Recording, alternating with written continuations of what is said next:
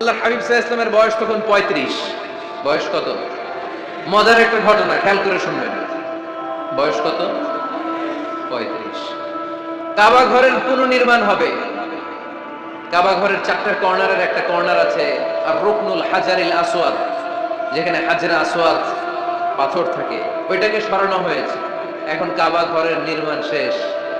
ওই হাজরা আসওয়াদ পাথর নিয়ে এটার কর্নারের মধ্যে সেট করা হবে। কিন্তু কে রাখবে? কারণ হাজরা আসওয়াদ তো যেন তেন পাথর নয়, জান্নাতি পাথর। কিয়ামতের দিন এই পাথরের ভেতরে আল্লাহ একটা জিহ্বা দিবে, দুইটা চোখ দিবে।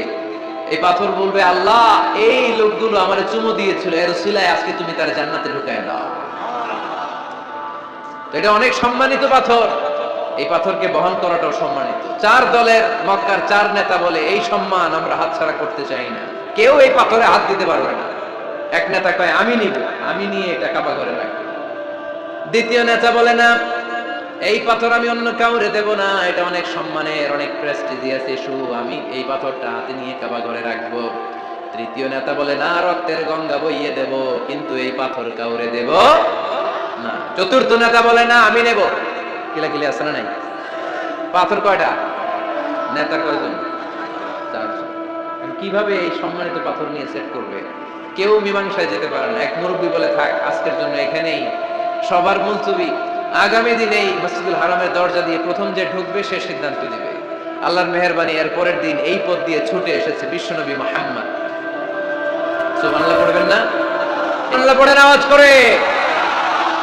কামলিওয়ালা নবী প্রথম আসলেন, সবাই খুশি, জামিন রাদিনা বি। আরে আলামিন আসছে, আলামিন আসছে। সবাই বিশ্বনবীকে বললেন, এই এই ঘটনা। কেউ তো পাথর ছাড়তে চায় না। পাথর হইলো একটা, নেতা কয়টা? এখন কে এই পাথর নিয়ে রাখবে? এই নিয়ে মারামারি। আল্লাহর হাবিব সাল্লাল্লাহু আলাইহি ওয়াসাল্লাম বললেন, যাই, হালুম্মা ইলাইয়া সাওবান, একটা কাপড় নিয়ে আসো, আমি এখনই সলিউশন করে দিচ্ছি। সুবহানাল্লাহ নাই? কাপড় নিয়ে আসা হলো। বিশ্বনবী বললেন, কই পাথর? সবাই বলল, এই পাথর। আল্লাহর হাবিব সাল্লাল্লাহু আলাইহি ওয়াসাল্লাম মোবারক হাত দিয়ে পাথরটা তুললেন। চার নেতারে বললেন, ও চার নেতা, কাপড়ের চার কর্নারে তোমরা ধরো। চার নেতা কাপড়ের চার কর্নারের মধ্যে ধরলো। বিশ্বনবী নিজ হাতে পাথরটা নিয়ে কাপড়ের মাঝখানে রেখে দিলেন। এবার বিশ্বনবী আগে আগে যায়। চার নেতারে বললেন, চার কর্নার ধরে পাথরটা নিয়ে আমার পেছনে পেছনে আসো। কাবার কাছে যে বিশ্বনবী আবার নিজ হাতে পাথরটা তুললেন, আবার নিজ হাতে কাবার ভেতরে রেখে দিলেন। পড়েন সুবহানাল্লাহ। সম্মান আসলে চার নেতার দিকে যায় নাই, সম্মান গিয়েছে বিশ্বনবীর দিকে। এতক্ষণ কাউরে দিবে না, এখন কেউই ধরতে পারে নাই, তারপরেও খুশি। সুবহানাল্লাহ কইবেন না?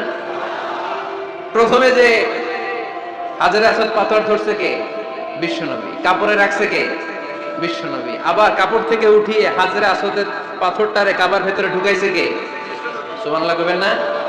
সব সম্মান গেল বিশ্বনবীর হাতে, সব স্ট্যাটাস গেল বিশ্বনবীর হাতে। চার নেতা কাপড়ের কিনারা ধইরাই খুশি। এইটাই বলে নেতৃত্বের গুণাবলী। চিল্লায় বলে, ঠিক কিনা? কনফ্লিক্ট রিজলভিং অ্যাবিলিটি, বিরোধ নিষ্পত্তি করার কোয়ালিটি থাকা চাই, তবেই তিনি নেতা। কি কারিশমা দেখছেন?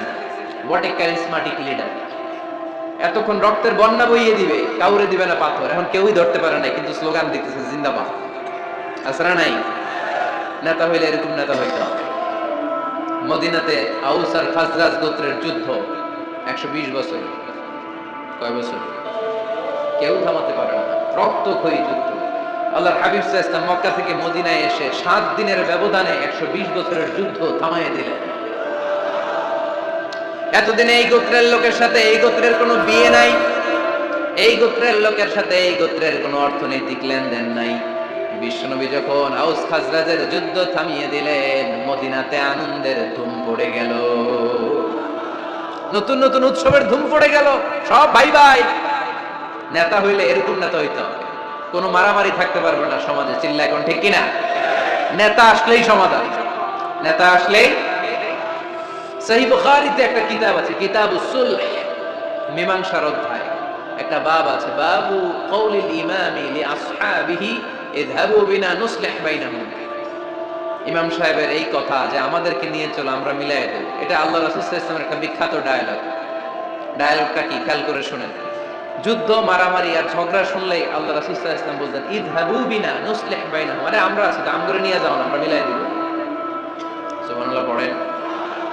মারামারি দেখলে বিশ্বনবী মিলায় দিতেন। আল্লাহর হাবিব সাল্লাল্লাহু আলাইহি ওয়াসাল্লাম বলতেন, আলা উখবিরুকুম বিআফদালি দারাজাতিন মিনাস সালাতি ওয়াস সিয়ামি ওয়ান নুসুক, রোজা নামাজ সালাতের চেয়ে বড় একটা সওয়াবের কাজ আছে, ওটা কি আমি তোমাদের বলবো না? সাহাবারা বললেন, সেটা আবার কি? বিশ্বনবী বললেন, ইসলাহু যাতিল বাইন, দুইজন ঝগড়া করতেছে, তুমি ঝগড়া না লাগায় দিয়া মিলাই দিবা, এর চেয়ে ভালো কাজ হয় না। জোরে কোন ঠিক কিনা? সবচেয়ে শ্রেষ্ঠ কাজ। নোয়াখালীতে আগুন লাগলে আপনারা কি দিয়ে নিবা? কি দিতে হয়? পানি। অনেকের জায়গায় তেল দেন। জ্বলতেছে কি? আগুন। আগুন নিবানোর জন্য ঢালবেন কি? অনেকে ঢালে কি? তেল। না, আপনি থামায় দিবেন, মিলায় দিবেন। আপনার জন্য ভালো জিনিস মিলায় দিবে কে? 7 নাম্বার, ফারসাইটেডনেস, দূরদৃষ্টিতা, ভিশনারি অ্যাটিটিউড, ফিউচারিস্টিক। নেতা অনেক দূর দেখতে পায়, তিনি দূরদর্শী। কর্মী যত দূর দেখে, নেতাও যদি তত দূর দেখে, দেশ চলবে? কথা বলেন। কর্মী যদি দেখে 500 মিটার, নেতার দেখতে হবে কয় মিটার? 1000 মিটার। কর্মী যদি দেখতে পায় 1000 মিটার, নেতার দেখতে হবে কয় হাজার মিটার? 2000 মিটার। কারণ নেতা হবে ফিউচারিস্টিক, ভিশনারি, স্বপ্নবাজ, স্বপ্নচারী। নেতাকে স্বপ্ন দেখতে হয়, ওই স্বপ্ন জাতিকে দেখাতে হয়। চিল্লায় বলেন ঠিক কিনা? মানুষ তার স্বপ্নের সমান বড়। আপনি কত বড় আপনার স্বপ্ন শুনলে বোঝা যাবে। স্বপ্ন সেটা না যেটা মানুষ ঘুমিয়ে ঘুমিয়ে দেখে, স্বপ্ন সেটা যেটা অর্জনের আকাঙ্ক্ষা মানুষকে ঘুমাতে দেয় না। আল্লাহর হাবিব সাল্লাল্লাহু আলাইহি ওয়াসাল্লাম স্বপ্ন দেখিয়েছেন সাহাবাদেরকে, বিশ্ব বিজয়ের স্বপ্ন, ইসলামকে বিজয়ী শক্তি হিসেবে দেখার স্বপ্ন। চিল্লায় বলেন ঠিক কিনা? আল্লাহর হাবিব বলতেন, ইন্নাল্লাহা জাওয়ালি আল আরদা ফারাআইতু মাশারিকাহা ওয়া মাগারিবাহা। আল্লাহ তাআলা গোটা বিশ্বটাকে ছোট্ট করে আমার সামনে দেখিয়েছে। আমি ফুটবলের সাইজের এই পৃথিবীর প্রাচ্য পাশ্চাত্য ডানে বায়ে সামনে পেছনে সবটাই দেখেছি। ওয়া ইন্না মুলকা উম্মতি সায়াবলুগু মা জুবিয়ালি। যত দূর আল্লাহ আমারে দেখিয়েছে, তত জায়গায় লা ইলাহার পতাকা পথ পথ করে একদিন উড়বে। কোন একদিন এদেশের আকাশে কালিমার পতাকা উড়বে। সেদিন সবাই খোদাই বিধান পে দুঃখ বেদনা ভুলবে। এটাই আমাদের স্বপ্ন। চিল্লায় বলেন ঠিক কিনা? স্বপ্ন দেখতে জানতে হয়। সুলহে হুদাইবিয়া চলতেছে, সন্ধি।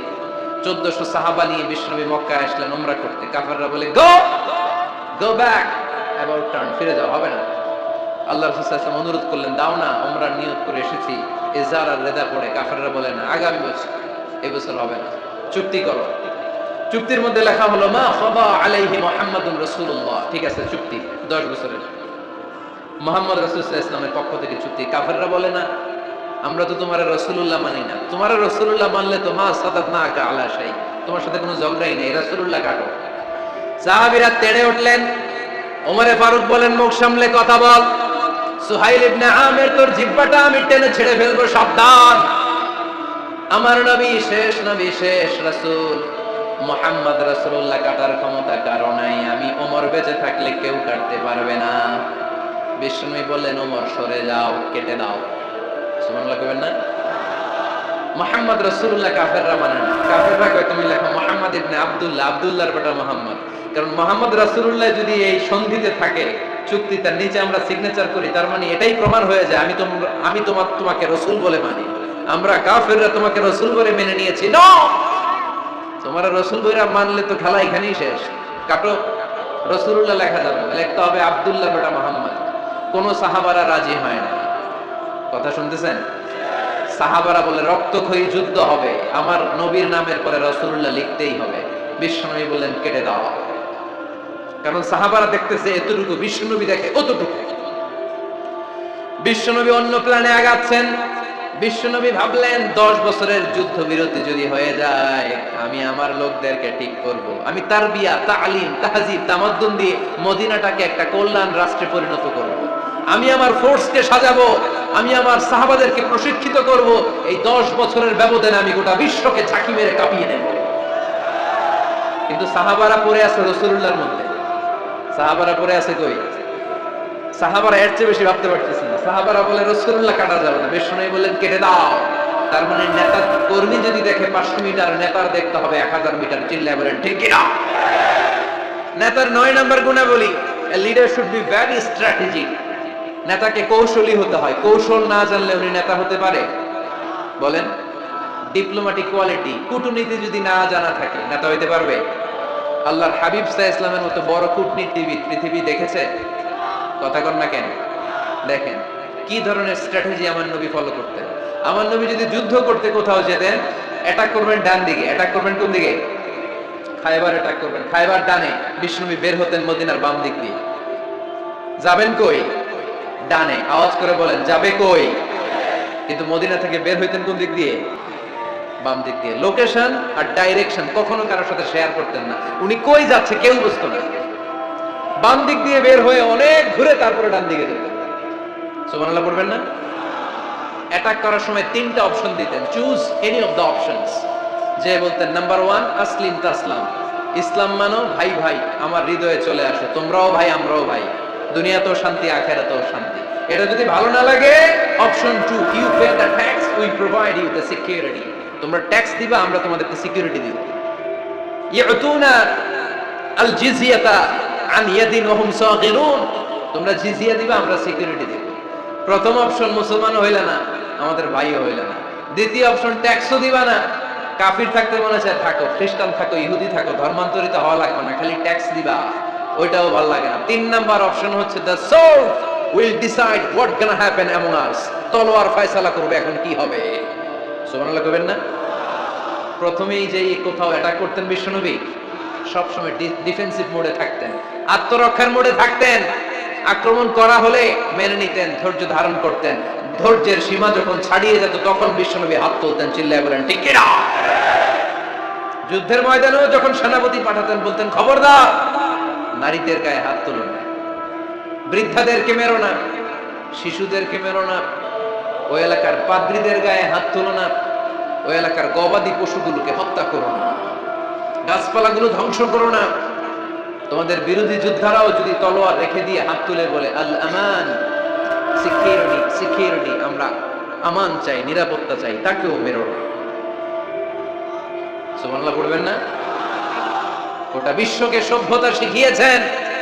মক্কা বিজয়ের পরে গণধর্ষণ করেন নাই, গ্রামকে গ্রাম তিনি জ্বালিয়ে দেন নাই, হাজার হাজার লক্ষ লক্ষ শত্রুকে এক বাক্য দিয়ে ক্ষমার ঘোষণা দিয়েছেন, চিল্লায় বলেন ঠিক কি না? As a father, as a teacher, as a commander, as a leader, as a lawgiver, as a lawmaker, as a reformer of the society, Muhammad is the superman of the world. আওয়াজ করে পড়তে হবে আল্লাহু আকবার। কূটনীতি কারে বলে? Diplomacy কারে বলে? স্ট্র্যাটেজিক অ্যাটিটিউড কারে বলে? শিখে নেন। বদরের প্রান্তরে বিষ্ণু ঈসা ইসলাম উপস্থিত হলেন। ওই যে কাফেরদের তাবু, কাফেররা আসছে 3 দিন আগে, মুসলিম সৈনিকরা পৌঁছলেন 3য় দিন। এসে বিষ্ণু ঈসা ইসলাম সবাইকে বললেন কত হতে পারে কাফের, কেউ বলতে পারে না। 2 জন রাখাল পেয়ে জিজ্ঞেস করলে এই রাখাল কয়দিন ধরে আছো? আমরা 1 সপ্তাহ ধরে বদরে আছি। শুনতেছেন? শুনতেছেন? উনি বললেন ওই যে কাফেররা যে আসছে কয়দিন আগে? কয় 3 দিন আগে। 3 দিন আগে। কত হবে সংখ্যা? কলু কাসীর, অনেক। কত হইতে পারে? রাখাল 2টা কয় জানি না। আল্লাহ রাসূল সাল্লাল্লাহু আলাইহি ওয়াসাল্লাম চিন্তায় পড়ে গেলেন, কারণ ওনার যুদ্ধে অ্যাটাকের সিস্টেম ছিল শত্রু সংখ্যা কত এটা আমাকে জেনে নিতে হবে। সুবহানাল্লাহ পড়বেন না? অনেক কৌশল হাত দিয়ে এবার বিষ্ণুনবী আবার রাখাল 2টাকে ডেকে পাঠালেন, বললেন কাম ইয়ানহারুনা কুল্লা ইয়াউম, ওরা আসার পর থেকে প্রতিদিন খাওয়ার জন্য কয়টা করে উট জবাই করে? এবার ওরা বলল প্রথম দিনে ইয়াউমান তিসআন, প্রথম দিন খাওয়ার জন্য উট জবাই করেছে 9টা। ওয়াফিল ইয়াউমি সানি 10, আর দ্বিতীয় দিনে উট জবাই করেছে 10টা। বিষ্ণুনবী বললেন তাই ইদান আল কওমু মা বাইনা 900 ওয়াল 1000, তাহলে কাফেররা 900 থেকে 1000 এর মধ্যে হবে। কত ছিল কাফেরের সংখ্যা? বদরের যুদ্ধে কাফেরের সংখ্যা ছিল কত? 1000। কিভাবে নমুনা দেখে আলামত সংগ্রহ করতেন? ওরা কয়টা উট জবাই করেছে, 2 দিনে প্রথম দিন 9টা, দ্বিতীয় দিন 10টা। বিশ্বনবী হিসাব মিলাই ফেললেন যোগ বিয়োগ দিয়ে, কাফেরের সংখ্যা 900 থেকে 1000-এর মধ্যে হবে। হিসেব করে দেখা গেল 1000 সৈনিক এসেছিল সেই বদরের যুদ্ধে। চিল্লায় বলো আল্লাহু আকবার। স্ট্র্যাটেজি জানতে হয় না, তাকে কৌশল জানতে হয়। সর্বশেষ নেতার যে গুণ, এটা বলে শেষ করব, সাকসেশন ম্যানেজমেন্ট। নেতা ভালো নেতা বানায় যায়, ঠিক কিনা? A good leader produces a good leader. একজন ভালো নেতা তখনই ভালো নেতা যখন সে নতুন করে ভালো নেতা তৈরি করে দিয়ে যায়, ঠিক কিনা? সে যদি নতুন নেতৃত্ব তৈরি করে দিয়ে না যায়, সমাজ চলবে? চলবে? এটাকে বলে দি সাকসেশন ম্যানেজমেন্ট। আল্লাহ রাসূল সাল্লাল্লাহু আলাইহি ওয়াসাল্লাম ভালো সাকসেসর রেখে গিয়েছিলেন, এমন কিছু যোগ্য নেতৃত্ব তৈরি করে গিয়েছিলেন, উনার পরে টানা 30 বছর নেতৃত্ব নিয়ে মুসলিম উম্মাহকে এক সেকেন্ডও ভাবা লাগে না। চিল্লায় বলো মুসলমান, ঠিক কিনা? ভালো নেতা বানায়। নেতা খালি নেতৃত্ব দেয়, উনি কোনো নেতা বানায় নাই। এটা কি নেতা? কথা বলেন। এবার উত্তর দেন। আমার নবী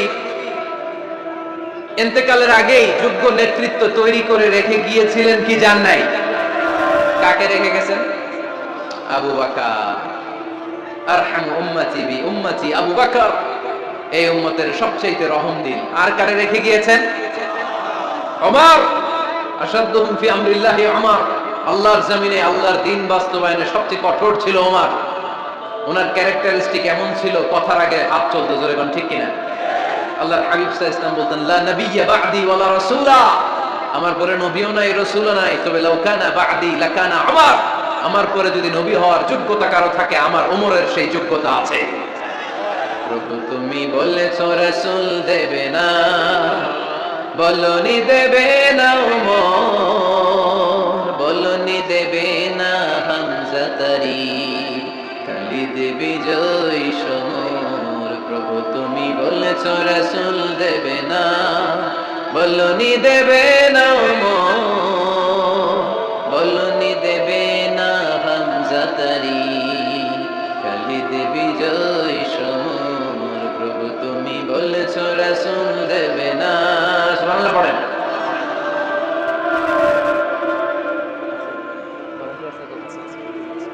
এই উঠতেছেন কেন? হ্যাঁ, উঠলেন কেন? এই 2 ঘন্টা ওয়াজ শোনার পরে শেষ বেলায় আপনারা উঠে যাবেন না? বিশৃঙ্খলা আমি দেখতে চাই না। একটা লোক প্যান্ডেলে আওয়াজও করবে না, উঠতেও পারবে না। আমার নবী নিজেও ছিলেন শ্রেষ্ঠ নেতা, রেখেও গিয়েছেন শ্রেষ্ঠ নেতা। চিল্লায় বলেন ঠিক কিনা? সাইয়েদনা আবু বকর, সাইয়েদনা উমর ফারুক, উসমান যুন্নুরাইন, আলী রাদিয়াল্লাহু তাআলা আনহু যোগ্য নেতৃত্ব হাতে কলমে প্রশিক্ষিত করে ওনাদেরকে রেখে গিয়েছেন। তাই মুসলিম উম্মাহর নেতৃত্বের সংকটে পড়া লাগে নাই। জোরে কোন ঠিক কিনা? জি। তো এইজন্য আমরা চাই আমাদের একটা সেন্ট্রাল লিডারশিপ থাকুক, কেন্দ্রীয় নেতৃত্ব, যেই নেতাদের নেতৃত্বে আমরা সামনের দিকে যাব। যে 10টা পয়েন্টস আমরা শুনলাম, আমাদের সব নেতাদের এই গুণগুলো থাকার দরকার আছে না নাই? এই গুণগুলো আমলে নিয়ে মুসলিম উম্মাহর এই নেতৃত্বের সংকট যেন আমরা কাটিয়ে তুলতে পারি। আল্লাহ তুমি তৌফিক দান করো। আমরা বলি আমিন।